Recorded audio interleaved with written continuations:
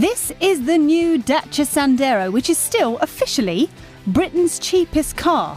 What we've got here is the Stepway version, but the regular hatchback currently starts at £8,000. You have to pay more than twice that to buy an entry-level Ford Fiesta. Now, obviously, here at Car Buyer, we love cars, but we also appreciate the fact that there are some people that just aren't as passionate as we are. So if that's you and you're just after a simple runaround, gets you from A to B with minimal fuss, that you don't have to spend any more money than you absolutely have to, then I will not take no for an answer that this should be at the top of your shortlist. Now, before I tell you why, should we go for the hat trick? Like it, subscribe it, bell button it, bosh! While we liked the previous Sandero, Dacia's no-frills approach was very easy to identify before you'd even got inside. That's changed for the new model. While it still isn't the most stylish Super Mini on the market, it's much less frumpy than before. The design is sharper overall, and new headlights, incorporating Y-shaped daytime running lights, play a big part in modernising the look of the car. The Stepway is essentially a crossover-style, range-topping version of the Sandero that comes with some extras, including roof rails, body cladding, and a raised ride height. It starts at a still very reasonable £11,000. Dacia is owned by Renault, and the Sandero has historically been based on older versions of the Clio. This time round, it uses the same platform as the latest model, which is a sound base to start from. It also means there are plenty of shared parts in spite of the difference in price between the two. Now, a couple of obvious things that you'll notice from the Clio, things like the gear stick or these dials here.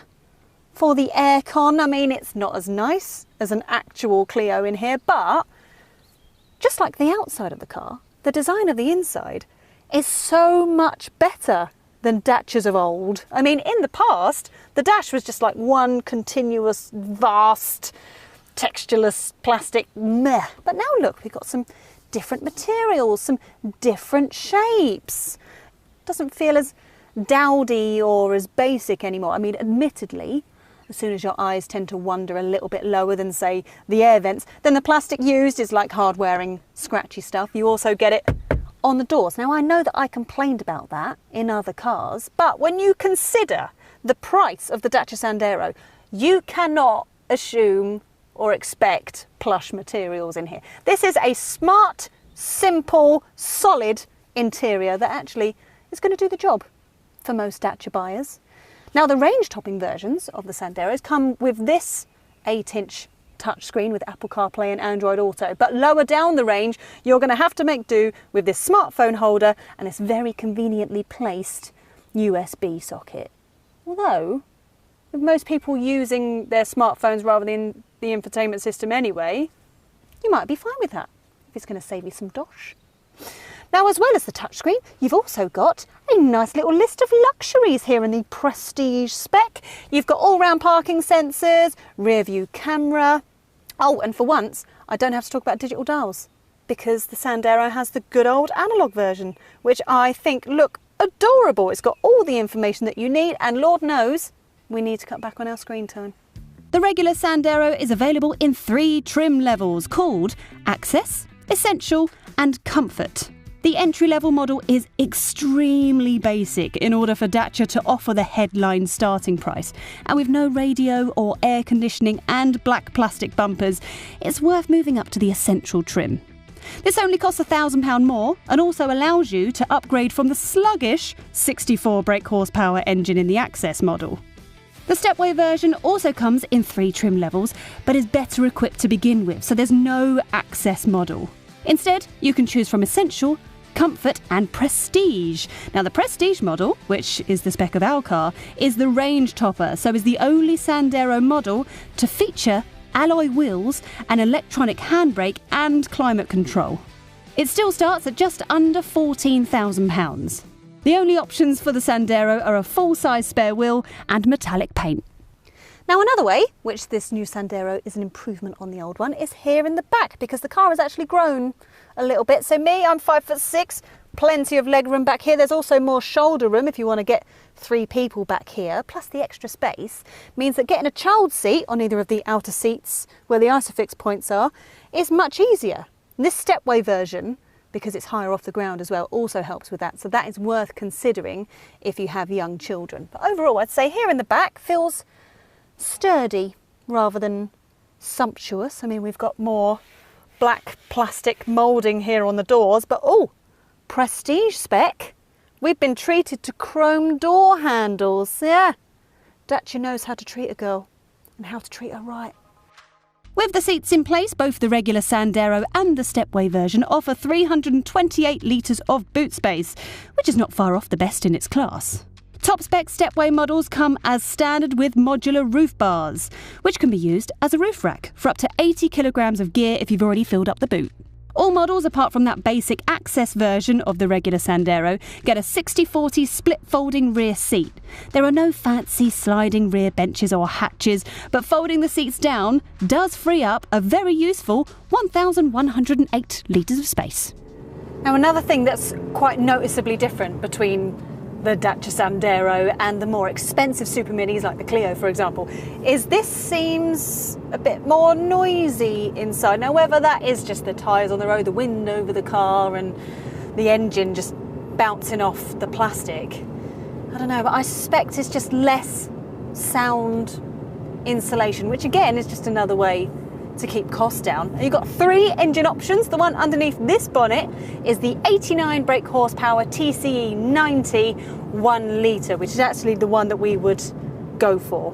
Now, the regular hatchback does have a 64 brake horsepower petrol version available, which, blimey, I know it's cheap, but my God, that's slow. Like, really slow. Like, crying tears of frustration because you're trying to overtake anybody kind of slow.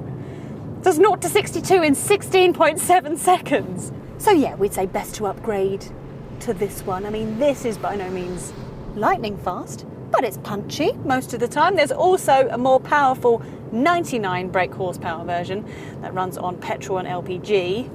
And both of those will do 0 to 62 in 11.5 seconds. Much more acceptable. Dacia claims around 53 miles per gallon in official fuel economy for all 3 engines, which is very reasonable. CO2 emissions of around 120 grams per kilometre place all versions of the Sandero in a benefit in kind bracket that makes it fairly unappealing as a company car. And hybrid tech to lower the official emissions figure would make the car too expensive to produce, so this won't change. The TCE 100 bi-fuel model has an LPG tank under the boot floor and can run on either gas or petrol. LPG is considerably cheaper than petrol to buy, so this model could ultimately be the most affordable to run if you do plenty of miles and have somewhere local for the regular LPG top-ups. Not all fuel stations sell it. So, other than avoiding the entry-level engine if you can afford to, because seriously, a mobility scooter will beat you at traffic lights. What else is there to say about how the Dacia Sandero drives? Well, I'm assuming you're not expecting me to say that this is a deceptively thrilling hot hatch. I'm not about to surprise you. It's an unassuming, competent runaround. Well, the fact that it shares a platform with the current Clio means that it doesn't lean as much in corners as the old Sandero did. But the softer suspension that it's got, other than some rivals, means that it still does do that. Oh, but the softer suspension means that it's a very comfortable drive, especially in this Stepway version. So it's slightly higher off the floor, so you don't feel the lumps and bumps in the road as much, unless they're absolutely terrible. The steering's pretty light, but feels accurate enough. Doesn't feel like it's going to wander around the road too much. Also, not too bad, this 6-speed gearbox. We wouldn't recommend getting the CVT Auto unless you absolutely have to have one. All in all, I would say this is a very reasonably nice drive. Although it doesn't take you too long to notice the Sandero's shortcomings in terms of handling. So when you're driving quicker on twisty, turny roads. I mean, if that's the kind of thing that you're after, then you're going to have to splash the cash, I'm afraid. Get yourself a Ford Fiesta or a Hyundai i20. While you check out how much money is in your piggy bank, allow me to run through the Sandero's deal makers and deal breakers. The Sandero is officially Britain's most affordable car, but it's actually incredibly good value in all trims, even the range-topping versions. There's more space inside than ever before, and the boot is one of the biggest in this class. The Sandero is comfortable rather than sporty, and that's especially true of this jacked-up Stepway model. The starting price grabs all the headlines, but the entry-level Sandero is so slow and basic that very few people are likely to buy one. The car is certainly better to drive than before, but it still feels relatively sedate, even with the more powerful engines. I think it's safe to say it's very unlikely you're going to have a picture of the Dacia Sandero as your desktop background. It's not exciting. Doesn't really have bags of personality, it's not futuristic, it's not retro. It is, however, fantastic value for money, and for many people, that's the most important thing when they're buying a new car. Dacia constantly undercut the Sandero's rivals in terms of price, and they have still managed to do that, even considering this new version is so much better than the old one. And this Stepway version, for example, that's a bit more expensive, is still £10,000 less than a Ford Fiesta Active and a Honda Jazz Crossstar, which remains the most compelling reason why this should seriously be considered if you're after a new small car. It is practical, it is economical, it is reasonable to drive, but most importantly, it is the most affordable way to buy yourself a very competent new car. If you found this video useful, then why not watch our Hyundai i20 review or our small cars and super minis playlist. Thanks for watching.